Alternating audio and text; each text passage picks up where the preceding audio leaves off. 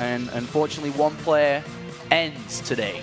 Yes, his career will be ended in the IPL 5. His IPL 5 career. That's right, man. IPL 5.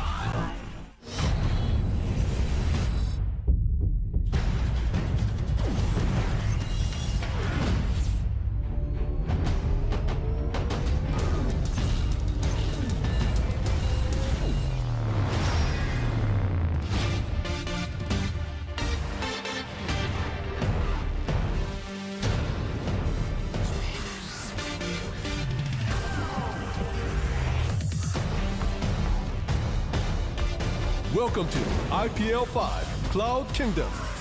All right, we're into the game. Game number 3. Down here, spawning as the red Zerg. He is... MVP Sniper.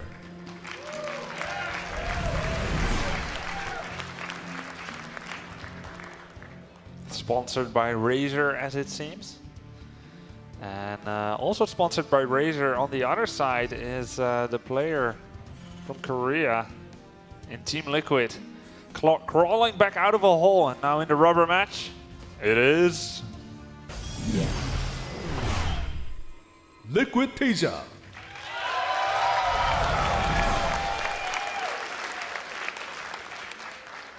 And the beauty that is StarCraft is the small details of adjustment throughout a series. So, you know, getting into map number 3 now, what is going to change? Are we going to see Sniper adjust his Mutalisk style? Is he going to go to Infestors on this map? Are we going to see TaeJa use some kind of blue flame attack? Is he going to try to surprise his opponent? And it seems like the crowd and fans are adjusting to the way that the maps go. Suave betters always going to the one who won the last map. That's a good idea. So TaeJa has restored himself to nearly 60% belief ratio from the fans. Very quick drone scout once again from Sniper, which will ascertain that TaeJa is going for that command center first again. And you were talking about making adjustments in the game in a series like this. Very often we see adjustments in, for example, a PvP matchup where we're just seeing what your opponent is doing as a strategy, what strategy is favoring, and you adjust what you do to counter that. It's kind of like the rock, paper, scissors type of style. TaeJa and Sniper aren't really players that I feel like conform to those kind of expectations. They've been kind of doing their own thing. Especially TaeJa has become known very early on in doing very well in online leagues in Korea. He's this player that relies on his fundamentals, that is relying on just excellent micro spreading and decision making, but doesn't necessarily play incredibly crazily in the early game. So not at all surprised that he's going command center first. And if we have to believe his games by, most likely his psychology and his methodology is that he just goes into the next game and says, I want to play a little bit more perfect than I did last game. No major changes, not suddenly going for Thor Battlecruiser, but just, I don't want to make any mistakes this game. And being a player, Grubby, correct me if I'm wrong, and facts shall prove me right, I hope, is that within your career, especially within Warcraft 3, as you were kind of known for losing map number 1, but winning map number 2 and 3 in a best of 3 here. So, for example, you know, TaeJa did lose map number 1. You feel that that will give him the strength to win this? I don't know. I feel like TaeJa is, in a sense, way more, let's say, stable than I am. In the sense that, like, he will play very solidly every single game, never looking like terribly bad. Whereas I think I'm a bit more of an emotional, instinctive player, so I lose that first one and I'm like, ah, and I may not necessarily make sense in game 2, but boy, I sure do try. And maybe that's what's happening with me. All right, so quite standard openings here as we start to develop this game with the command center now taking its place on the low ground. Double refinery behind that. The Overlord doesn't quite see it, but of course he knows that the command center first was down. Kind of like a changeling supply depot. Yeah. Doesn't help TaeJa, and it's there masquerading as one of his own.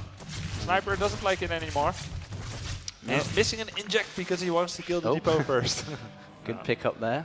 As we do see speed on the way. Again, only 1 in gas, so not a heavy investment to gas early on, so we are not going to be seeing any 2-base attacks from Sniper. They're ticking away with just 1 in gas, most likely here for now, will just lead towards extra queens, extra drones, and eventually what we'll see is the 3rd base come down. Double evolution chambers is the standard approach to the game, is where you save your gas towards, but as this series stands, that gas has been saved towards the layer, and we'll see if that repeats itself again. Yeah, and of course you need that early speed links if you're not willing or expecting to be making a roach warren. So roaches, obviously, they don't cost a whole ton of gas, but the more roaches you make, the more gas you'll be spending. And Zergs who play by goo.gl and Sniper's methodology, they like to save that gas for the Spire and the Mutalisk. So I would have liked to see TaeJa maybe try going for like double factory Hellions, since he knows that Sniper hasn't been making roaches. That's something that might work.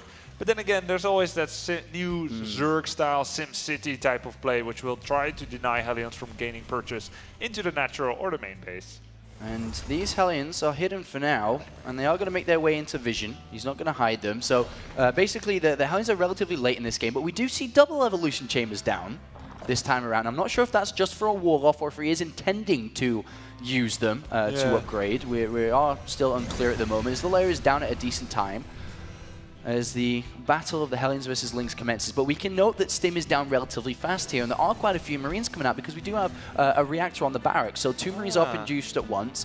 We could see a Hellion Marine Stim timing towards the 3rd, potentially if they're on or isn't a Bailey Nest down. And with this good control here, TaeJa's already starting to wear down the link count. So very interested to see if we do see a movement out. But with the Overlord on the natural, I suppose he'll see it so early on anyway. It may not make sense. Yeah, of course, Terran can lift off a building to spot vision and try and kill that Overlord. But every building, of course, is being put to very good use by TaeJa. So that's certainly not something that comes without its due cost. And also that Link versus Hellion engagement in the early game is really very important. Imagine if he kills all the Links, he would go for that Stim Hellion timing attack.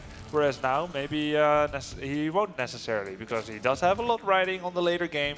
He's already on double eBay and that 3rd command center once again. So that's the TaeJa, the TaeJa train. Exactly, and if it didn't work, how would he take a 3rd base with minimal units because he's invested in upgrades and so on? So it makes perfect sense that he doesn't want to risk it. But one thing that we can notice within this game is Sniper for this time is changing his strategy. He's gone over to Infestors. So with double upgrades coming down, we will have a more traditional Zerg versus Terran game.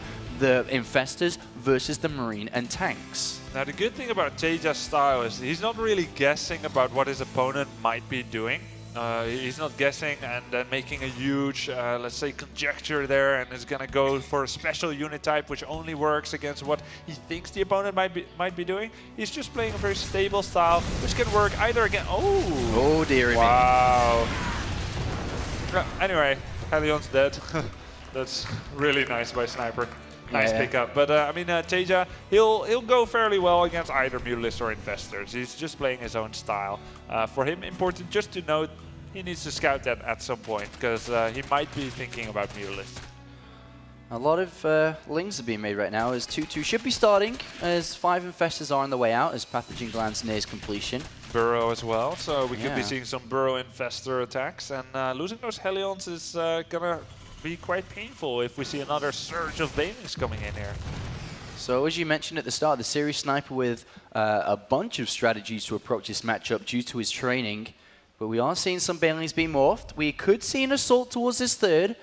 Of course, it is a bit of a gamble from Sniper. We'll see how this is going to work out as Marines try to get out there to pick off this Overlord. He only escapes with 2 out of the 5, I think that was. But we are going to see movement towards this 3rd very shortly. 2-2 will start immediately as that armory finishes. A little bit mistimed there by TaeJa. Small little mistake. But there's a lot of units being made here. Sniper's moving towards this 3rd. His army position tells us one thing, that 3rd's going to get compromised very shortly if TaeJa doesn't mount the correct defense. Yeah, those Banelings already have speed upgrade. The Infestors are going to come in. More Banelings are being morphed, but he's going to go already. He doesn't wait anymore. 3 tanks, though. Oh, wow. Sniper just immediately goes there. He was like, I don't know if I can go up there. And he immediately bores an Infestor. Is going to try this approach instead, as there is not a turret down. And the Infestors are going to launch Infested Terrans. They will take the tank fire away from the Banelings and Link. So this could be a compromise area. Uh-oh, Sniper's about to break this down. He's going to try it anyway here. This is a very tense moment. Is he going to do it? He doesn't necessarily still need to, despite having that infested there, but with 34 more Lings on the way, TaeJa grows stronger by the second, remember, so the longer that Sniper doesn't go, the less likely he's going to, as the hive has started. Yeah, more and more tanks are getting into position, so not sure if Sniper still has that window of opportunity. He has enough drones. He's, like you said, he's not really committed to doing this, even though the Oh, he's going to do it, though! He's going to do it anyway! I don't know if this is wise. The two supply depots there are funneling the units through. The tanks fall down. Marines at the back, they do not have combat shields this time either, and the Lings flood through. Is TaeJa going to be able to hold this line? The one tank remains. Infested Terrans as well. 30 Marines are being made, they are coming out. A fungal holds them in position for these Lings to bite away, and the third has to be evacuated. And a very, very patient, coordinated attack there by Sniper has broken the TaeJa line. I think he forgot combat shield completely.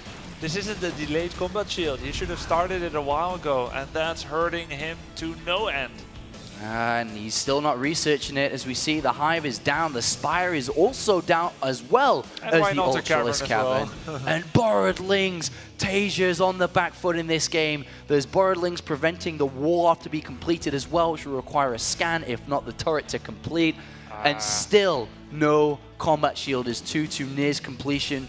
Adrenal glands on the way as well. And Sniper going back to the same form we saw in game number 1, where he's looking to close this series up, and he's currently leading well in this game. Yeah, 79 drones, getting all the tech, everything he could possibly want, all the upgrades, and probably when the Spire finishes, he'll be looking to make it into a greater Spire. Maybe he'll make both tier 3 units, or he'll just start with one and then transition to the other. I don't know with which one he's going to start, probably Ultralisk. But it's really anyone's guess here. Sniper also making another base there in the bottom right. It's looking so great for him. And as TaeJa finally finds out he did not have combat shield yet, he's starting it now, which means he cannot get active yet in the next minute or so. And that's going to give Sniper the time to get Ultralisk out. That will, as TaeJa will be able to get to that 5th base with those Marines. He does force a cancel. And TaeJa, if anybody I've seen play throughout 2012, is a player of comebacks, especially in a tight, close game like this. So if anybody can do it, it's going to be Liquid TaeJa, as 5 Ultra is going to be fully upgraded soon. Going to be very, very deadly, as well as the greatest Spire on its way. TaeJa definitely can come back from disadvantageous positions to do some excellent micro and come back. One of the most memorable games of TaeJa is against that Protoss on Antigua Shipyard. He was down like half supply and he won the fight somehow. I think it was I Am First, I'm not 100% sure. It was in MLG, it was very, very amazing. But anyway, it's going to be a little bit harder here, as it's extremely difficult to micro against 66 Zerglings, 5 Ultralisks, 13 Banelings, and 6 Infestors. 6 Infestors could have up to 12 Fungals available, depending on how much energy they each have. But TaeJa's going to put himself on the higher ground, as we see the upgrade's not quite complete here for Sniper. So TaeJa's going to set a position. He's got a good spread. Can this be the moment, or is Sniper going to be able to close this series up? There are a lot of Banelings, a lot of Lings, and more Ultralisks come through. And TaeJa's fighting for everything he's worth, but Sniper remains the stronger opponent in this game, even trapping the Medivacs as they try to escape. And it looks like Sniper is nearing completion of this best of 3.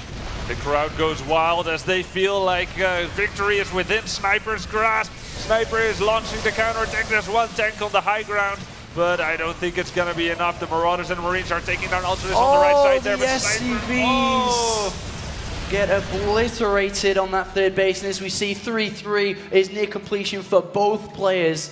But it doesn't matter. I think the fight has already been decided in favor of Sniper, as he's on the back foot. TaeJa, that is down to 95 supply, 185 for Sniper, who claims, or is almost there in claiming victory. But TaeJa holds the front on the natural, but holding his natural means that his opponent, as you can see on the minimap, has rapid expansion popping up left and right. And in the production tab, the greatest Spire is going to come into fact here. And that's something that with limited amount of resources, I fear TaeJa may not be able to deal with. Yeah, certainly not. The Ultralists are enough of a headache, and if the Ultralists are a headache, how would 7 additional Broodlords rank? It's certainly very, very bad situation for TaeJa. Still that tank there on the high ground, shelling with impunity at the units down there, but TaeJa is barely mining. Well, a couple of those units do fall down. TaeJa drops here with limited amount of units. He says, well, I've got to do something in this game. I can't just allow him to keep on expanding. So he destroys and slaughters every single one of those drones and is headed towards killing the hatchery as well. The Broodlord's being morphed in an aggressive stance towards TaeJa's base. The hatchery is going to fall. Nice. TaeJa brings down this one win out of many that TaeJa still has to go through. Yeah, a small little moral victory by him there, killing drones and a hatch. It's certainly something that he needs to do and try and come back into this game. Gotta commend him for his tenacity, as he's now gonna drop the Marines on the high ground. I don't think there's vision necessarily, so he can shoot at those spines without getting fired back. But here come in the Broodlords. There are no Vikings on the field whatsoever. Even Marauders still being produced. The big problem now is the Broodlords. Nice snipe on those Infestors. Excellent micro by TaeJa, but well, is it going to be enough? I don't think it's going to be enough. MVP Snipers played a great series here from Game 1 to Game 3. GG is called. And MVP Sniper remains in this tournament and lives another day, lives another game to fight before you. And what a preview that was of to come this evening, as he will be playing in the Code S round of 4 tonight. Yeah, tonight at 6 p.m. we've got the GSL starting on our very home ground here in Las Vegas in the United States. So cool to see the GSL come here. And of course, guys, keep in mind, in 18 minutes from now at the sponsor pavilion, there will be a fan signing